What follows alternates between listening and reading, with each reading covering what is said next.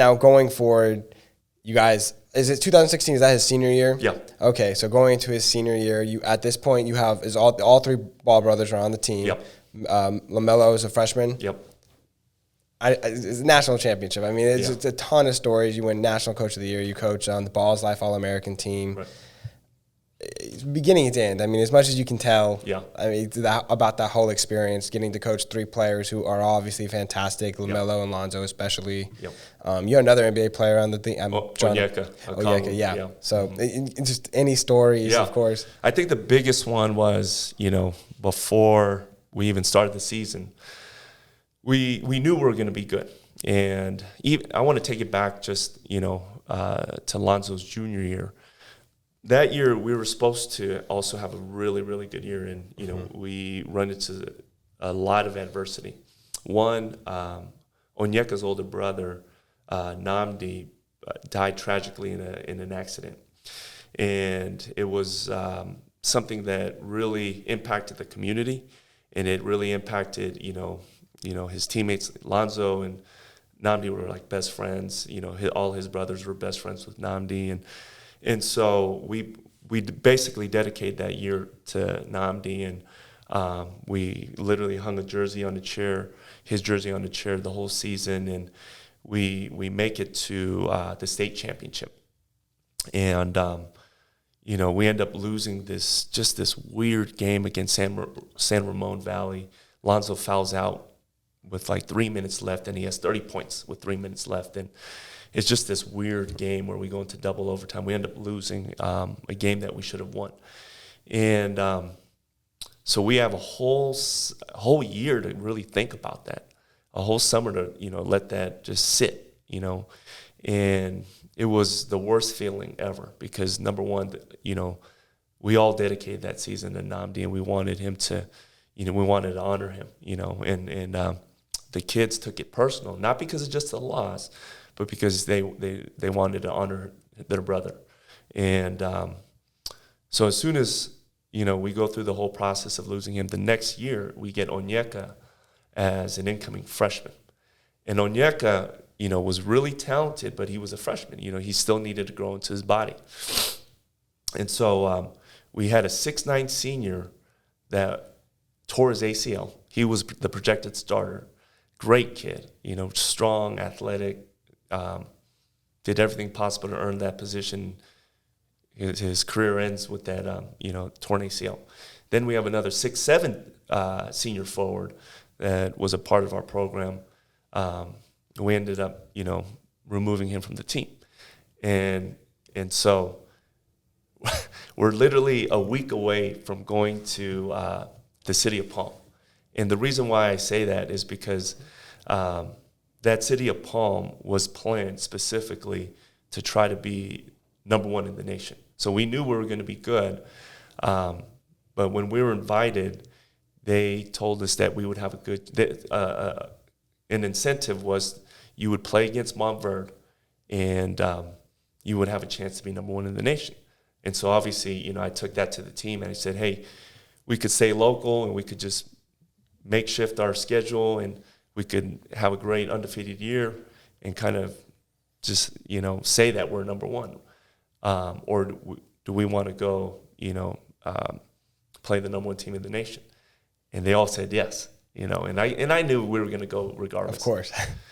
So we ended up going, and Onyeka, literally a week before, we end up, losing our 6'7" forward, and Onyeka's the next guy up as a freshman. And he literally, long story short, redeems that prior year and really just redeems, it was just an unbelievable redemptive story of losing Nnamdi and him coming into that position and filling that void and helping us win not only that tournament, but a national championship.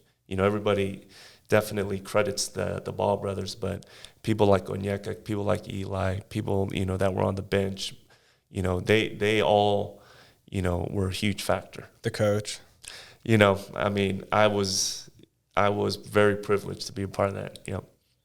Now, another thing, so talk about actually leading into Mount Verde, getting that win. What did that mean to you and your squad? Gosh, man, because most people were thinking Mount Verde, were they? Yeah, they were, and we were playing Jefferson of New York, and there was a kid named Shamari Pons, who was this New York point guard, a typical New York point guard that could just get to the cup, score, and unbelievable player, and so they matched us up because they knew that it was a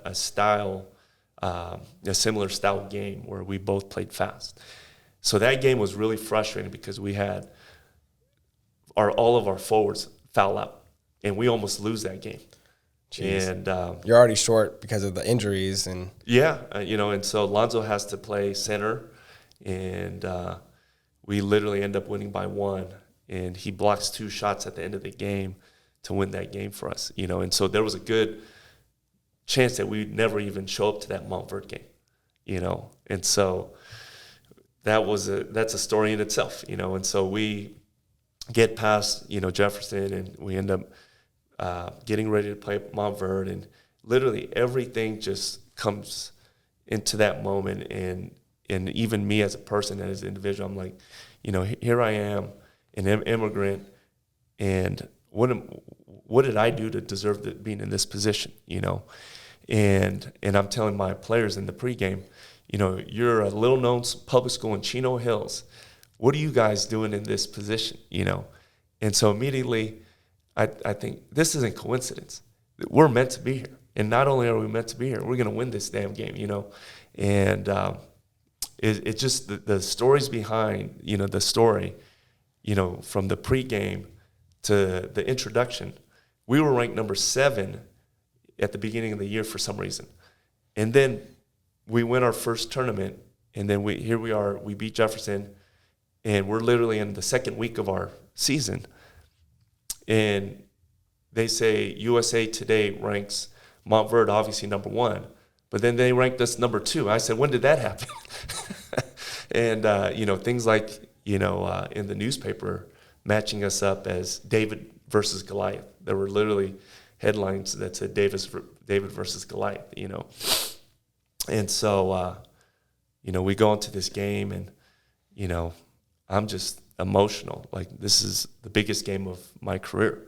This is the biggest game of all of our, careers. And so this is our one chance to be number 1 in the nation. How many times do people get that, And so we huddle them up, and I'm yelling at our kids, we're not here to watch. We're not here to watch, And then I bring them in one more time, and I'm yelling, let's go, And this environment is crazy. Standing room only, packed gym.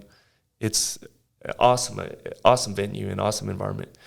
And LaMelo, as a 13-year-old who should be in 8th grade, looks back at me and he's like, man, I love Coach, man. And he just jogs off, to the tip-off. And I'm like thinking to myself in that moment, this kid is unbelievable. Like, this kid has no nerves as a 13-year-old.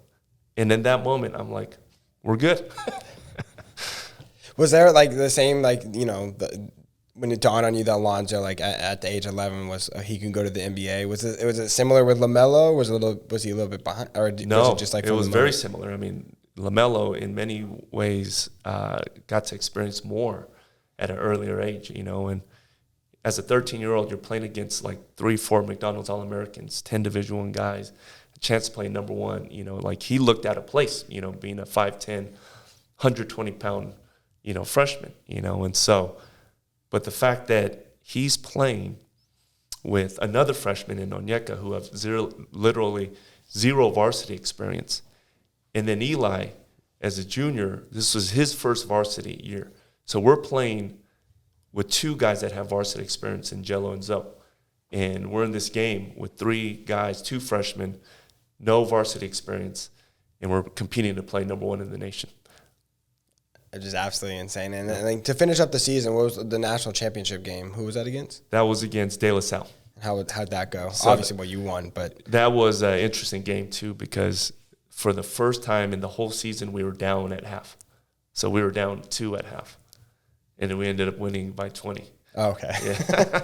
So And so awesome, and you know, amazing season. Kind of after it, obviously, still more going on. You're the Balls Life All-American coach. What like to be selected for that? Was that special? Yeah, I just one more opportunity to coach Lonzo with guys like Miles Bridges was on the team, and you know, just to see where he's at with LaMelo basketball. It's just a reminder that the world of basketball is so small, and so it just is a humbling thought to make sure that you do things the right way, and I think that's been the one key, for me is I've always just tried to do things the right way and not shortchange, because I know at the end of the day, like if you don't, it'll come back and haunt you at some point.